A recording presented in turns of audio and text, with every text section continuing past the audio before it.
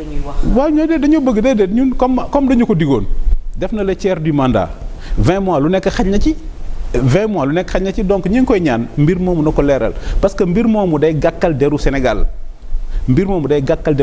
bu ko leeralul day mel ni Sénégal dafa mel ni Idi Amin Dada nga xam ni da nga daan jekk rek disparaître li Idi Amin Dada def opposants yi da leen di jël sànni leen ci dex gi jësi ji lekk leen wala nga mel ni Chili bu Pinochet nga xam ni la disparition était une forme de gouvernance les opposants disparaissaient donc Sénégal dafa am way wu rafet ci àdduna bi c'est pourquoi maa ngi ñaan solennellement monsieur Ousmane Sonko moo ñu ko digoon que l'histoire des 2 gendarmes là ñu ngi koy ñaan lii la xew Rassouli na ko leeral pour bañ a gàkkal deru Sénégal. c'est très clair alors yaa ngi koy wax tout à l'heure reddition des comptes xam naa moom façon bépp réew bépp gouvernement bu ñëw bees di nga def reddition des comptes on l'avait vu avec le président Macky Sall sauf que sur une liste de 25 dignitaires peut-être kenn rek lañ ci toppoon.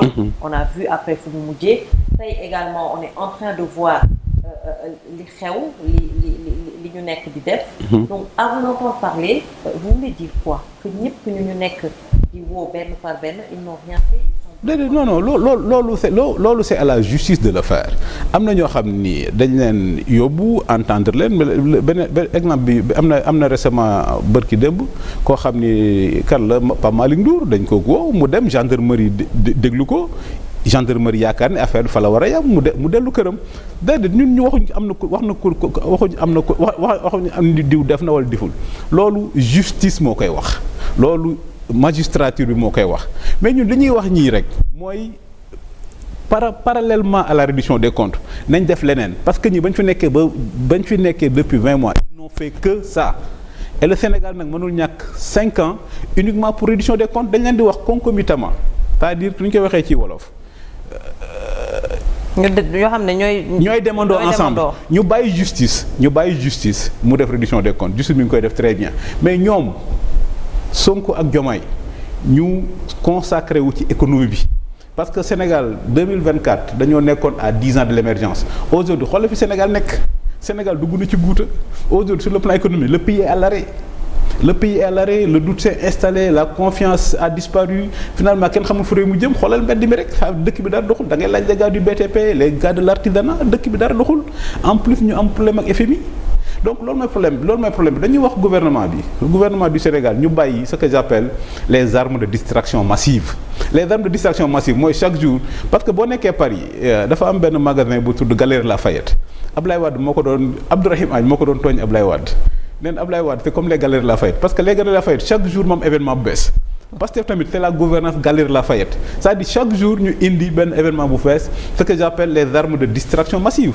pour que nit ñi bañ a consacrer wu sur l'essentiel leen Aïcha l'essentiel mooy l'économie dama koy wax di ko waxaat ba benn jour le premier ministre m'a plagié sans me citer que le Sénégal n'a pas un problème politique le Sénégal n'a pas un problème institutionnel le Sénégal n'a qu'un problème économique et donc ñii dañ leen doon xaar ci économie bi.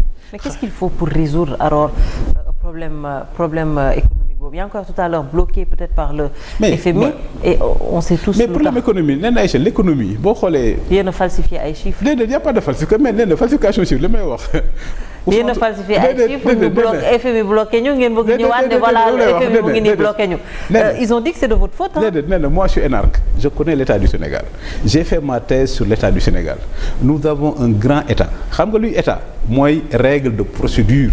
c'est-à-dire ñoom li ñuy wax ni milliards yi ay milliers de milliards gars yi sàcc nañ ko c'est impossible et les faits vont le montrer xoolal la ñu wax Mansour Faye lu nekk waxal nañ ko il a fait une surfacturation de 2 milliards patati patata bi ñu demee dara foras daani xëddéem lu ci bëri noonu lay mujjee parce que li tax état am ay procédures état du nit état dem ay procédures duñ la bàyyi nga def loo nekk def am ay règles état Sénégal bi ma xam ni muy fonctionner j'ai fait ma thèse sur l'état légal et l'état de droit kenn mënu fi braquer des milliards et des milliards c'est pas possible parce que nous avons la chance d'avoir un grand état qui fonctionne qui a une haute administration qui a des règles d'ailleurs règle bi ci gën a simple mooy que en matière d'argent il y a l'ordonnateur le ministre moom mooy ordonner la dépense mais le ministre ne décaisse pas kan mooy décaisser mooy le comptable public là moom la loi l'oblige à vérifier un certain nombre de choses donc affaire yu mel noonu moo tax ñoom li ñu doon wax oui sàcc nañu ay milliards c'est faux xoolal au bout de 20 mois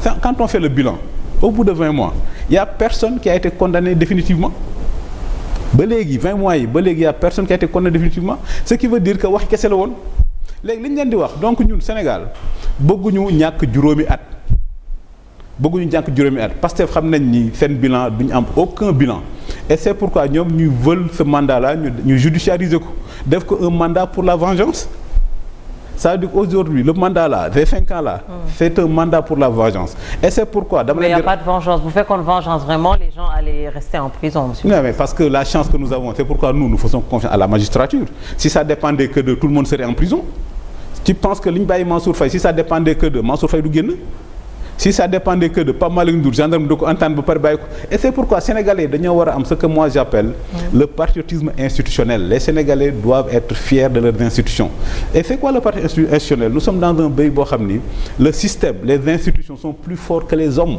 Mais xoolal coow li am diggante Sonko ak Ousmane Diagne da ngay jàpp diw bu ma la woowee may premier ministre jàppal diw da nga ko war a jàpp. ñu ni ko nag waaye fii Sénégal la fii dëkk yoon la moo ko doo wax jàppal ni rek jàpp nit xoolal l'histoire de la Cour suprême moom mooy premier ministre du Sénégal def rabat d'arrêt la Cour suprême ni ko non mënuñu nangu rabat d'arrêt boobu c'est pourquoi les Sénégalais doivent être fiers de leur pays et de leur institution. Nous avons un très grand pays.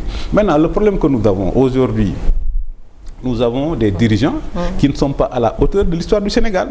Nous avons des dirigeants, les gens ils ne sont pas à la hauteur de l'histoire du Sénégal. Voilà notre Premier ministre, comment il est fasciné par le Burkina Faso, le Mali, le Niger. Alors que dëkk yooyu fii li ñu doon wax Afrique occidentale française dëkk yooyu Sénégal moo nekkoon seen Paris dama ko doon rappeler il y a quelques années université Cheikh Anta Diop bi ñu taaloon ñoom université Cheikh Anta Diop bi ñu taaloon université Cheikh Anta Diop rek moo nekkoon la seule université au monde bu am 4 chefs d'État en exercice UCAD rek moo ko amoon ci àdduna bi. Macky Sall il était président du Sénégal UCAD. Mohamed Youssoufou Niger UCAD. Ibrahim Bouba Keïta Mali UCAD. ak Patrice Talon loolu moo nekkoon Sénégal maintenant nag suñu premier ministre dañu bëgg a delloo ginnaaw xam nga ñun ñoo jiitu woon on menait la course en tête moom ñu bëgg ñoo dellu Houphouët-Boigny Dakar la jàngee am na temps ñuy wax ak Alassane Ouattara ci benn déjeuner Alassane Ouattara ni oui l'histoire a montré que pour être un bon président de Côte d'Ivoire il faut avoir été Dakarois il faut nga jaar Dakar. parce que Ouattara a dit Dakar ak Sénégal. fa la ñuy jàngee les subtilités du débat le relativisme la tolérance. il a dit moom il est Dakarois parce qu'il a été président de la DCAO pendant 8 ans. il a dit Houphouët a été tellement Dakarois qu'elle a épousé une Sénégalaise donc foofu moo nekkoon grand Sénégal xam nga bañ sa bopp. moom lay wax la négation du Sénégal le projet de Pastef c'est la négation du Sénégal démb def naa ko ci benn étude xam nga Trump dafa xool géographie ñun ñëpp jàng nañ ko 5e wala 4e. Oui. Le golfe du Mexique. Mais Trump dafa ñëw ni golfe boobu du tudd golfe du Mexique golfe d'Amérique la koy tuddee mais ñun ñu am ñoo xam ne ay tirailleurs sénégalais lañ ñëpp xam leen ñu am way bu rëy première guerre mondiale deuxième guerre mondiale un régiment créé depuis la colonisation. suñu premier ministre ñëw.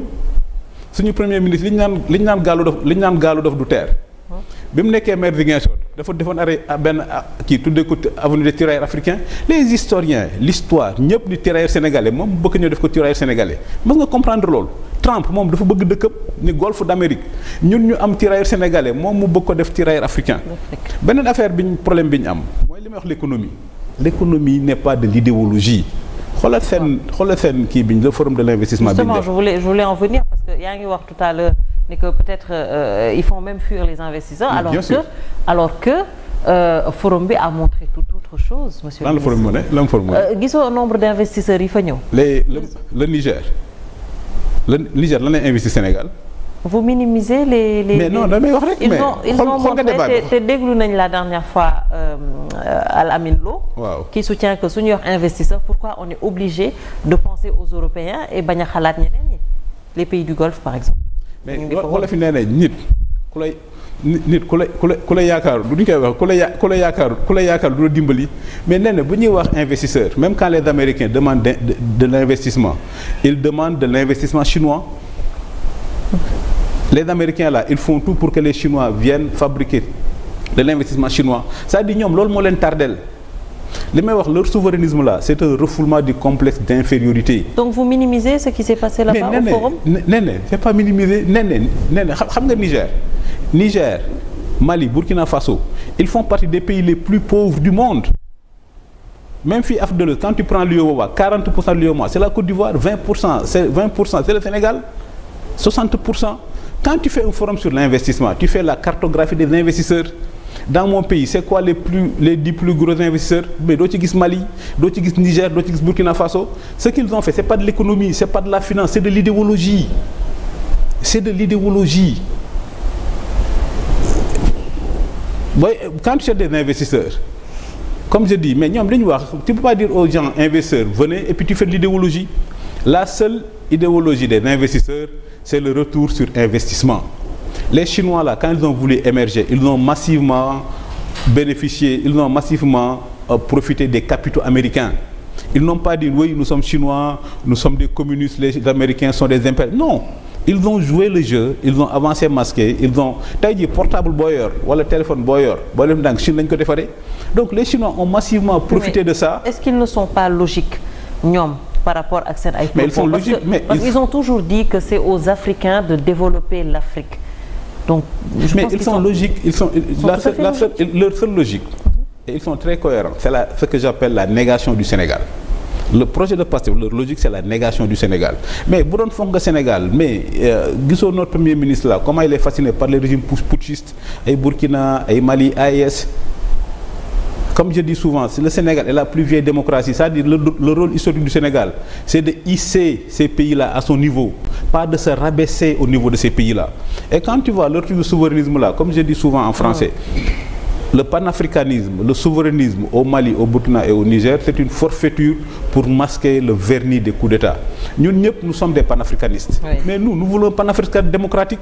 Et quand le panafricanisme démocratique, c'est le Sénégal qui est le leader naturel. Mais pourquoi nous sommes la plus vieille démocratie? On va retourner vers des gens comme c'est des putschistes. Xam nga lan mooy la souveraineté du peuple en démocratie? Mooy l'élection. Mais Sonko ak Diomaye dañ leen fal. Assimi Goïta kan moo ko fal? Ibrahim Traoré kan moo ko fal? Tiani kan moo ko fal? Donc le souverainisme commence par la souveraineté du peuple. Et le seul peuple souverain dans la sous-région, c'est le Sénégal. Fii Sénégal lañ de façon souveraine lañ génnee quelqu'un kaso fal ko président, c'est ça la souveraineté. Le souverainisme commence par la souveraineté du peuple. Comme les morts, c'est un vernis idéologique. Sénégal mënuñoo yem ak Mali, mënuñoo yem ak Burkina Faso parce que dañoo am une histoire atlantique. L'Atlantique fait partie de notre histoire. Dégg naa premier ministre dem mu ni way le Sénégal est le continuum. Loolu aussi c'est la négation du Sénégal, continuum. Ça veut dire que donc Niger lay commencer, Burkina, Mali terminer Sénégal. Alors que c'est l'inverse. C'est ce que j'appelle la négation du Sénégal. Le Sénégal est le phare. Mais le Sénégal est la porte d'entrée. C'est trop dire quand même la négation du Sénégal. Ah si, mais forum des investisseurs. À la limite, tu vois, c'est quoi les plus grands investisseurs? Les investisseurs là, ils cherchent deux choses que ces gens ne donnent pas. Et c'est pourquoi c'était du folklore. Les investisseurs cherchent deux choses. La stabilité politique que le Sénégal a. La stabilité politique que le Sénégal a, c'est l'avantage complet du Sénégal. La deuxième chose, c'est la stabilité juridique et judiciaire que nous n'avons plus. Ah bon? Mais le Premier ministre lui-même a mis sur pied une commission de renégociation des contrats. Mais l'État est une continuité. Donc quand le Premier ministre lui-même met à la primature une commission de renégociation des contrats, quand le Premier ministre menace les investisseurs, qui va venir investir dans un pays boo xam ni, le Premier ministre lui-même dit que les chiffres sont faux. Moo loolu investissement, deux choses, la stabilité. Dëkk Somalie kenn du fa investir, Libye kenn du fa investir. Sénégal, on a la plus grande chance, on est le pays le plus stable de la sous-région. Ñii bu ñu xarañoon dans 10 ans, le Sénégal mel ni la Suisse. Et c'est quoi la Suisse? C'est le pays le plus stable d'Europe. Bokkuñ ci guerre, bokkuñ ci dara. Mais nous avons la chance d'être le pays le plus stable. Donc l'objectif du Sénégal, ça doit être d'attirer tous les investisseurs en Afrique de l'Ouest. Boo xoolee quand il y a la crise en Côte d'Ivoire en 2010, mais tous les